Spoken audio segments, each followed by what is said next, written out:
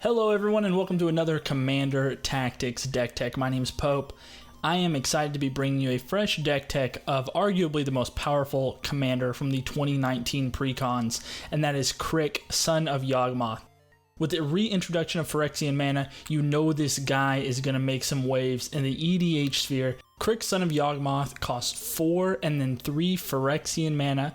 Phyrexian mana can be paid with either a swamp or 2 life, so ideally he is going to be paid with 4 generic and then 6 life most likely. He's a legendary creature horror minion 2/2 with lifelink, and he says for each swamp in a cost, you may pay 2 life rather than pay that mana, so essentially turning any swamp into Phyrexian mana. He also has whenever you cast a black spell, put a +1/+1 counter on Crick, Son of Yawgmoth. Life as a resource and a mana reducer built into your commander just screams powerful. With such a strong ability, I believe you would have to try to go out of your way to build a poor deck with Crick at the helm. But the theme and direction of this deck is one that I've always been a huge fan of, and the one that I think is prime for Crick, and that is the Shadowborn Apostles deck. These two in conjunction seem like a match made in heaven, but we will get more into that in just a bit.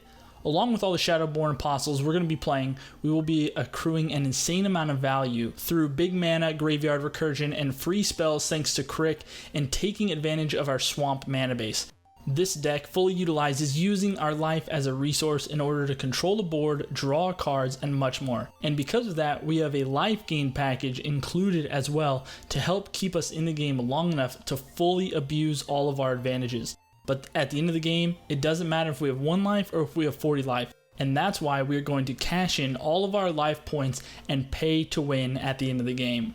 This deck has it all, so let's dive in, taking a look at the crown jewel of this deck, and that is the Shadowborn Apostle. Shadowborn Apostle is a human cleric for 1 swamp that is a 1/1, and it reads, a deck can have any number of cards named Shadowborn Apostle. For 1 swamp, sacrifice 6 creatures named Shadowborn Apostle, search your library for a demon card, and put that onto the battlefield. Then shuffle your library. With 27 of these ladies in the deck, we are going to be jamming these onto the board for only 2 life with Crick, and then sacking them for 2 life to get the biggest and best demons. A quick disclaimer though, there are many demons in Magic's history, and they span the spectrum in terms of price. So if you're interested in a Shadowborn Apostle deck, just run with whatever big demons you can find and the ones that you enjoy the most. There are many available for cheap that can still be huge threats on the board and tons of fun to play. But now let's take a look at the demons that I chose to run alongside the Apostles, starting with Archfiend of Depravity, Archfiend of Despair, and the Runescar Demon. Archfiend of Depravity is a fantastic demon to help against those opponents who might be trying to go wide or who have just amassed a small army of creatures by forcing them to sacrifice down to only 2 creatures at their end step. Archfiend of Despair denies our opponent's life gain while also doubling all damage a player takes during a turn. Playing Archfiend of Despair in main phase 2 after an opponent has taken a chunk of damage can really catch them off guard and do some huge damage, or maybe take them out of the game entirely.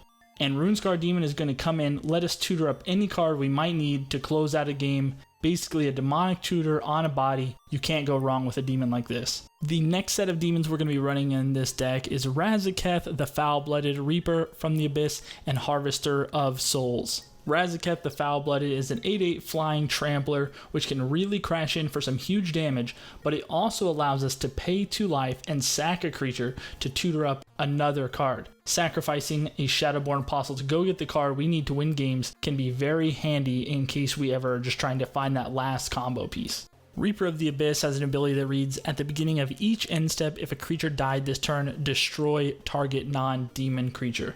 Playing this for only 3 mana and 6 life thanks to Crick puts a huge body and situational removal on the board, or after we tutor up with Shadowborn Apostles we can instantly kill something at our end step.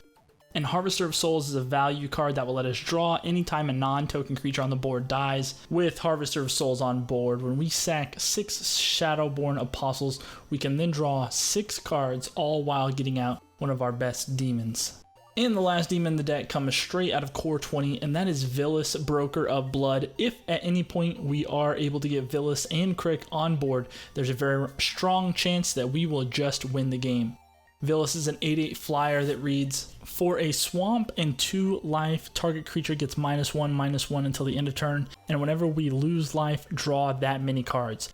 So for 4 life, we can draw 4 cards and give a creature -1/-1 until the end of turn, and we can do this as many times as we want, or as long as we have enough life. We have essentially assembled a stronger and more efficient Necropotence, which is a ton of value.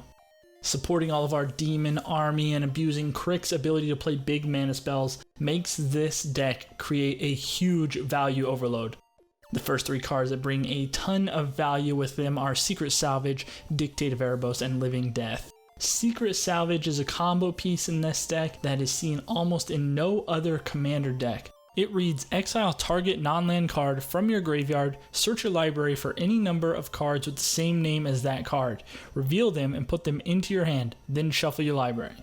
With our commander on board, we are able to then play all of the Shadowborn Apostles we tutored up using Secret Salvage and either storm off or bring out tons of big, powerful demons. Dictate of Erebos has flash, but we can flash in response to board wipes or just before we sack our apostles in order to keep our opponent's boards under control. Living Death is just an all-around powerhouse that we can play to bring back all of the apostles and demons in our graveyard, then repeat the cycle by sacking the Shadowborn Apostles. Also a way to keep our opponents in check in case one of them gets too far ahead on their side of the board. We have 2 mana generators that will help us spend a little less life, and those are Nirkana, Revenant, and Black Market. Nirkana is a 4/4 shade from Battlebond that reads, whenever you tap a swamp for mana, add an additional swamp. She also has an ability that you can pay 1 swamp to give her +1/+1 till end of turn. Not only is Nirkana going to allow us to generate big mana, her second ability is actually super powerful in this deck. With Crick on the field, if Nirkana becomes unblocked or is about to take lethal damage, we can simply respond by paying 2 life as much as needed to either kill our opponents, kill blocking creatures, or just keep her alive. If unnoticed or if our opponents don't catch this, we can kill opponents out of nowhere just by pumping her up. And Black Market's just a great enchantment that says whenever a creature dies, put a charge counter on Black Market, and at the beginning of your pre-combat main phase, you can add a swamp to your mana pool for each charge counter on Black Market. This will add up very quickly as we're going to be sacrificing tons of apostles and keeping our opponent's boards under control as well. Being in mono black gives our removal a little bit of a twist, a unique advantage, and that's why we run cards like Mutilate, Tendrils of Corruption, and Defile. Mutilate's going to give all the creatures on board -1/-1 for each swamp we control. Tendrils of Corruption is going to deal damage to a creature and gain us life equal to the number of swamps we control. And Defile is a 1-cost instant speed removal that is going to give -1/-1 to 1 creature for each swamp we control. Seeing as all we're playing in swamps, this is going to add up and should be able to clear out anything that we need to. Next we have 2 artifacts that are going to help keep the engine running, and those are Ashnod's Altar and Skull Clamp. Ashnod's Altar is going to enable us to generate additional mana that we may need by sacrificing Shadowborn Apostles, allowing us to pump up our X spells or just cast our big demons outright. And Skull Clamp is going to help us draw lots of cards and keep our hand full throughout the game. Eventually we may not have access to 6 Shadowborn Apostles, and so Skull Clamp can be used just for the card advantage and to help us dig for threats and answers. Crick brings with him the ability to use our life as a resource, which is one of the most broken things in all of Magic. But with all the life we will be paying out, we need to make sure that we have ways to get back some of that life and keep us stable. With cards like Blood Artist, Zulaport Cutthroat, and Bantu's Monument, we can drain some life from our opponents to help recoup the losses. Blood Artist is going to drain one target opponent for 1 life anytime a creature dies on the board, whether it is ours or an opponent's. Zulaport Cutthroat drains each opponent for 1 and gives us 1 life back whenever a creature we control dies. And Bantu's Monument is going to help reduce the cost of all of our black spells while also draining each opponent for 1 each time that we cast a creature spell. These effects will help us to maintain a healthy life total to continue to pay for our Phyrexian mana while also draining out our opponents to win the game. Additional support to keep our life total up can be found in Whip of Erebos and Staff of the Death Magus. Whip of Erebos is a legendary enchantment artifact that is going to give all of our creatures a lifelink. Along with lifelink, Whip of Erebos reads for 2, a black and a black. We can tap it to return target creature card from our graveyard to the battlefield. It gains haste, and then you exile it at the beginning of the next end step. If it would leave the battlefield, exile it instead of putting it anywhere else. Activate this ability only anytime you could cast a sorcery. So keep this in mind just in case you're looking to Living Death to bring back some big creatures. This will exile them and make them non-returnable. And Staff of Death Magus is a 3-cost artifact that is going to allow us to gain life each time we cast a black spell and each time we play a swamp. This should add up to 2 to 3 life a turn minimum and can really help to stabilize as we're spending lots of life to cast our spells. Taking a look back at 2 of the demons that we tutored up with our Shadowborn Apostles, these are great sinks that we can put a lot of life into to either tutor up cards or draw tons of cards. Do keep in mind though, with either of these cards on the board with Crick, you will become a major target for your opponents. But then again, with these 2 and Crick, there's a good chance you are probably just going to win the game. In Commander, one of the benefits that we have is that we have 40 life instead of 20, so the incorporation of Phyrexian mana, what would usually hurt us a lot, is much less relevant considering we have twice the life. Knowing when to use our mana and when to pay life and finding a balance takes a little bit of time in this deck, but once you do find that sweet mix, you can cheat out huge creatures, deal lots of damage, and draw tons of cards. This deck has a lot of combo pieces and potential, but let's take a look at some of the cards that we can pay our life into to wrap up games or at least chip down our opponents heavily. One of my favorite interactions with Crick is the ability to pay 2 life to use the Extort mechanic, and that is why we run both Cryptghast and Pontiff of Blight. In a 4-player game for 2 life, we can drain our opponents for 1 each and gain back 3 life. So we are paying 2 life to net 1 and drain our opponents for 1. Cryptghast is also going to generate us double mana on all of our swamps, and Pontiff of Blight is going to give all of our other creatures Extort, allowing us to drain our opponents out even quicker. Next, we have Aetherflux Reservoir and Bolas' Citadel. Aetherflux is a win con in itself, but it is going to also generate us a ton of extra life.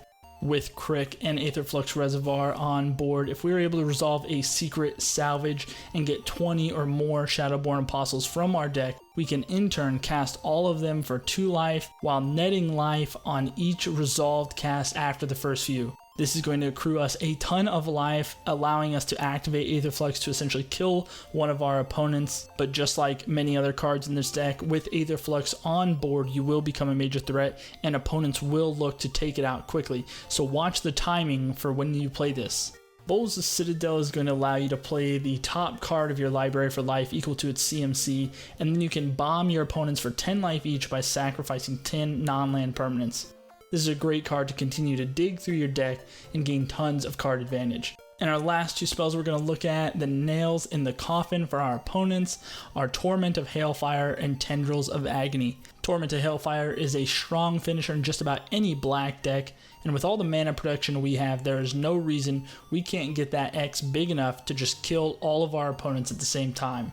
Tendrils of Agony is an amazing spell in this deck, again able to finish off all of our opponents through storming off, but it can also be used to stabilize in case our life total dips a little too low. With Crick, we can cast a ton of spells through paying life and then cast Tendrils of Agony to do a boatload of damage while also recouping a bunch of that life.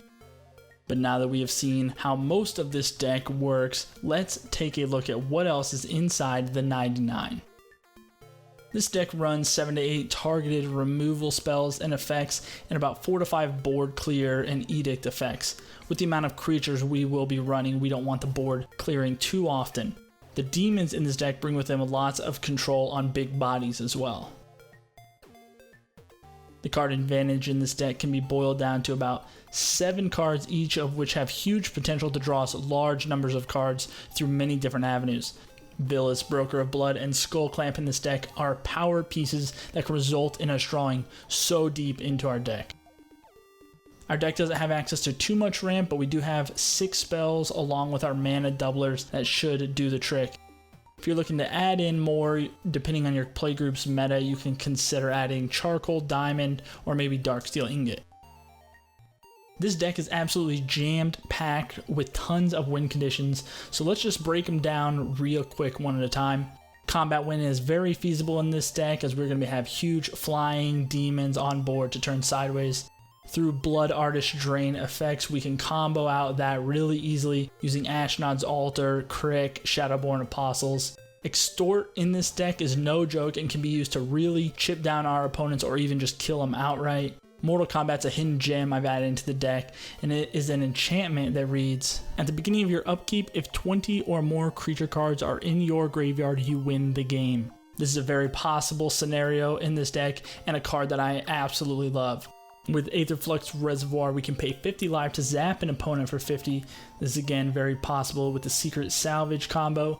Tormented Hellfire is a one and done card. Make X huge and make it big enough to win, kill all of our opponents. Living Death can be a win con in itself if we're able to bring back a bunch of Shadowborn Apostles in mass alongside all of our big demons. And lastly, Tendrils of Agony, we can get our storm count up really high using Crick's ability and just kill all of our opponents out of nowhere. But that does it for this Shadowborn Demon deck. Crick offers a broken mechanic with an incredibly powerful ability. This deck definitely feels more on the competitive side, so if you are considering making this or any Crick deck, make sure it's something that fits into your playgroup. For a full deck list of this deck, head down to the description below. Let me know what demons you think should be run alongside all the Shadowborn Apostles. I hope you enjoyed this deck tech of what I believe is the most powerful commander from all of 2019 pre-con. If you enjoy this content, make sure to hit that like button, and if you want to know when the next deck tech goes live, make sure to subscribe. If you enjoy Twitter, make sure to follow us over there at EDH Tactics. Thanks so much for watching, and we'll see you for the next one.